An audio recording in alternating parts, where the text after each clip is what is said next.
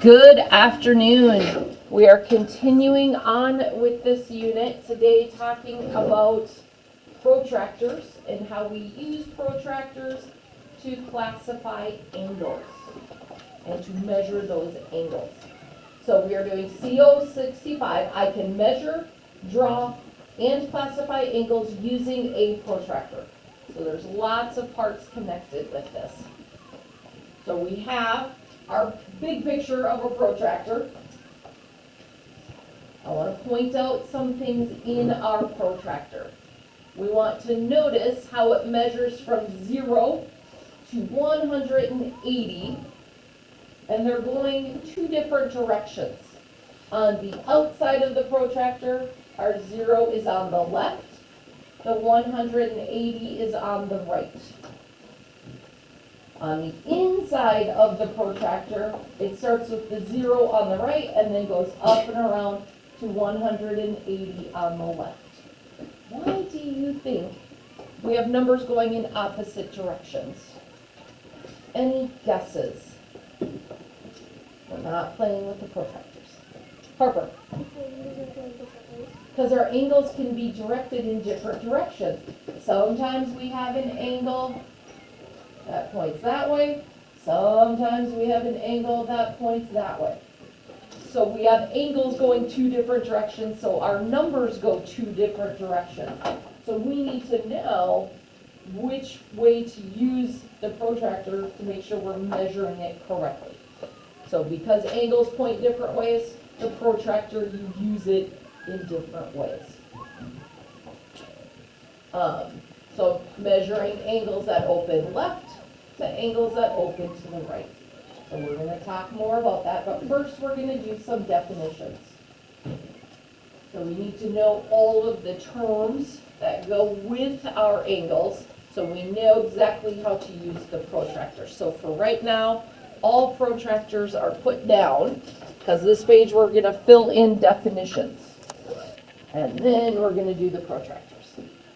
So the first is the vertex of an angle.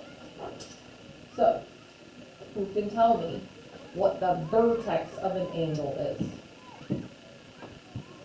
What do you think, David? Is it where the point is going to go from Z? It is. So the vertex of the angle is the point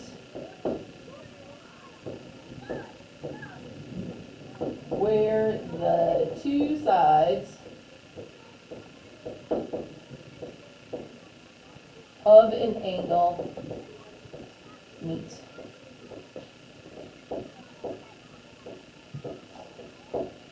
So if we had an angle drawn like that, the tip point would be the vertex, where the two angles meet, or the two sides meet.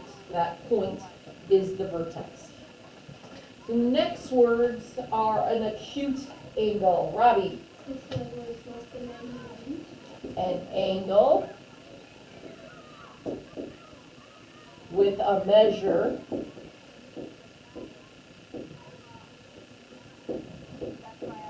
less than 90 degrees. So I like to think of it as acute. It's so cute. It's little inch cute. So an example would be a cute little angle. What is a right angle? Eleanor. Where the two sides are exactly. Not the two sides. Or when the angle is exactly. An angle with a measure equal to 90 degrees. It is exactly 90 degrees. So when we draw a right angle, it looks like this. What do I put on it to make you know it's a right angle, Claire? Box. I put that little box in the corner. It is a little square. It is a right angle. You see that square? You know it's a right angle, and you know its measurement must always be what? 90 degrees. So when you see that square, you know it's a 90-degree measurement. So we've got the cute little, it's going to be smaller than that 90 degrees. Then those two sides here are perpendicular. They go straight up and straight across. Acute is going to be smaller than that.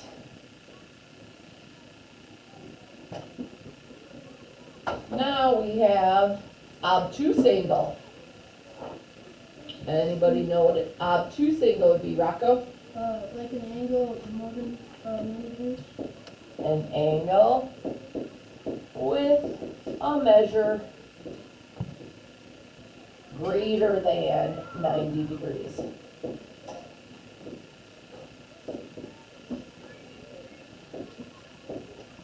So if we know that 90-degree angle goes straight up and straight down.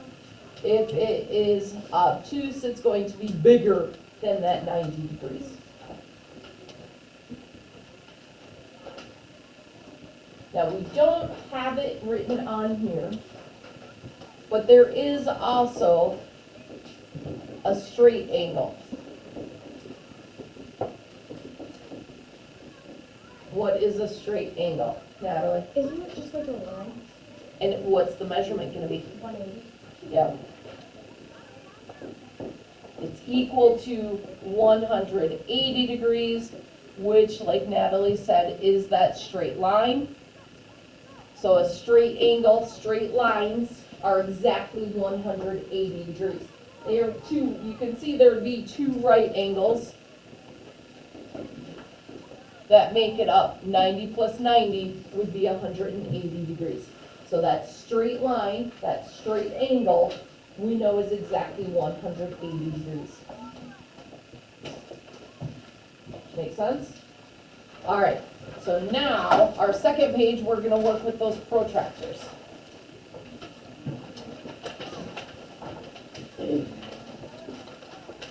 So to measure an angle with a protractor, we're gonna position the vertex of the angle, that tip point where the two sides meet, at the center of the protractor. So, your protractor is a little different than my big, huge protractor.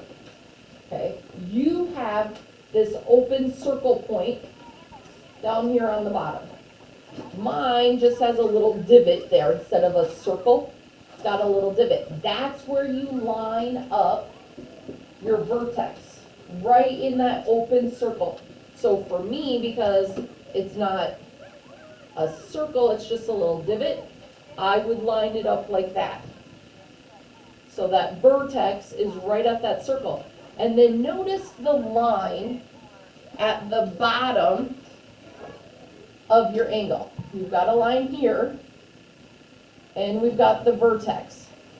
So on your protractor, the plastic protractors, you put that vertex right there, and then notice how there is that line that goes through that circle. You put the vertex right in that open circle, and then put this bottom line of your angle, cover it exactly with that line on your protractor. So that's how we know we're, like with a ruler, when you're measuring a ruler, you have to be pretty specific on how you line it up. You have to be specific on how you line up your protractor. Then we're gonna look at our numbers. And we're gonna have to figure out which set of numbers we're going to use. So if I line it up like this,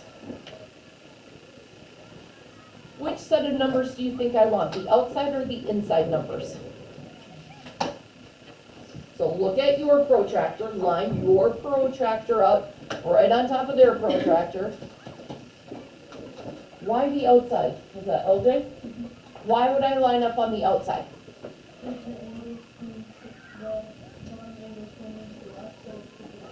The bottom angle here, that line is pointing to the left. We always want to start at 0. When we're measuring something, we start at 0. We're not going to start at 180 and count backwards. So we want to start at that 0. So here, that bottom line is going directly towards the 0 on the outside. So that tells me I'm going to count around on the outside, and then I'm going to see where that line Thumbs up. What do you think that angle measurement is? So looking at your paper, what do you think our angle measurement is, baby? Oh, I don't remember. So looking at our angle, the bottom, we know is pointing to the 0 on the outside. So we're gonna follow up to where the top part of our angle is pointing to. So we see that arrow there, that's our angle, and we just extend it to where the numbers are. 45. 45. It's coming between the 40 and the 50. So we would say this is 45 degrees. It is super important that we put our measurement on there. You must put the degree symbol. It's not 45 cats. It's 45 degrees. You have to have the degree symbol. Notice how that degree symbol is a small little circle up high. We don't want it to look like it's 450. Okay, make sure that circle is small and high so we know it's the degree. Now, what is the classification? What do you think, Amala? Acute, it is less than 90 degrees. So it is an acute angle. So we have our measurement and we have its classification. Now, I've noticed Ruby thinking ahead, going, ooh, I have to use my protractor on this page, and I've got these binder rings that are gonna get in my way. What should I do? Take the paper out of your binder so it can lay flat, and you can use your protractor and get the most accurate measurement you can. So, let's look at our first one. It says measure each angle and classify it as acute, right, or obtuse. Let's look at that very first one. I want you to measure it, and then we're gonna talk about what measurements we got for it. Because it does take some finessing on how to use the protractor. So measure that first one. When you have it measured, give me a thumbs up. So write down the measurement and the classification.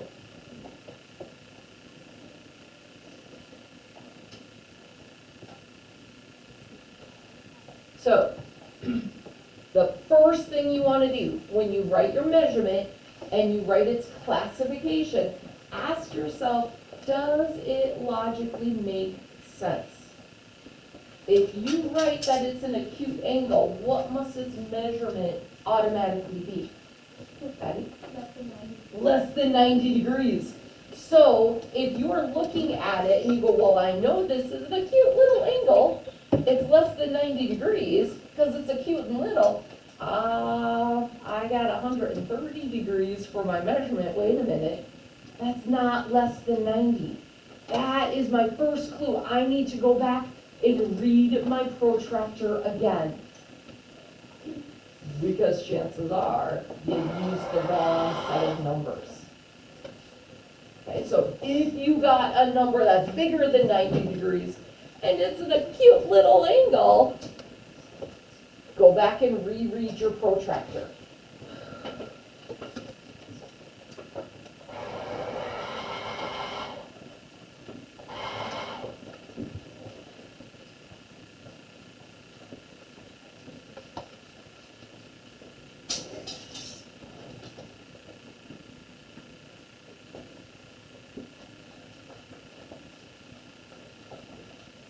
So I'm just coming around and I'm checking. You can work on some other ones.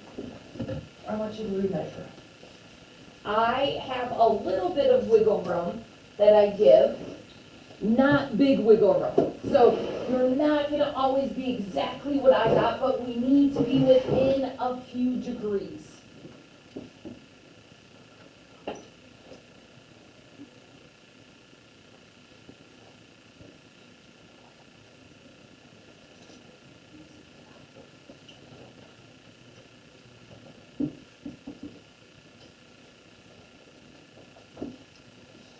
I saw that one. I was looking for this one.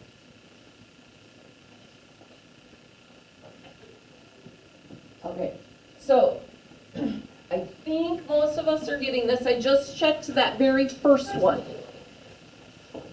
You always want to see which direction that line is pointing. On this first one, our line is pointing to the right. So I'm gonna follow it over and I'm gonna look at where that 0 is. Because we always want to point to the 0. The 0's on the inside of our protractor. So I follow my numbers up. And I actually had written down 47 degrees. When I'm holding this big yellow one up, it's not laying flat because I've got a speaker right here. I had a lot of people who put 50 degrees. That's close. So when I say you have a little wiggle room, if you got 47, 48, 49, 50, I'd even take 51. Okay, that's close. I had a couple of people who had a bigger measurement that was too far off. You have to make sure that your line lines up with the line on your protractor and that you're really looking at it. Sometimes it helps to just, you can use the straight edge of your protractor and you can extend that line farther if you need to. So you would be able to, Michael, is that really what I want to hear whispered? Respect. You can extend the line up using your protractor as like a ruler straight edge if you're not sure exactly where it's going to hit. So that is a perfectly fine thing to do. Again, your checkpoint, did I use the right set of numbers? If you classify it as acute, because it's a cute little, you can see by looking at it if it's acute or if it's obtuse, right? You just know for some of them. The right angle, oh gosh, it might be a right angle or it might be just off. So those ones you really have to pay attention to the measurements. But if it's an acute angle, it's a little angle and your measurement was 130 degrees, you went with the wrong set of numbers. Always double check. Does it make sense? Then on the bottom, use your protractor and draw a 30-degree angle and a 110-degree angle. First step is the easiest. Draw a vertex. Use your protractor as a straight line and draw your line coming up. Now, you're going to put your protractor up here. And our first one says 30 degrees. So I'm going to put my vertex and my line in my protractor. I'm going to go to where that 30 degrees is, right here. And then I'm going to use that protractor as a straight line. Oops, it's hard for me to do this up here. Use it as a straight line to draw it like that. Ignore all the smudges that got on there from it touching the board accidentally. Then I'm going to label it so I know that this is my 30 degrees. So draw your vertex, use your protractor to draw your straight line, then put that protractor right onto it, mark where that 110 degrees is, then connect it and label it. So I know that, you know, this is 30 degrees, not 150 degrees way out here, okay? I want to know that your degree goes inside the angle. Any questions? Okay, when you are finished, because this isn't an overly challenging one, you can work on your math packet, you can work on practice works, quiet stuff to work on as people are finishing up. If you are watching this at home, I hope you are well and hope to see you soon. Have a wonderful day.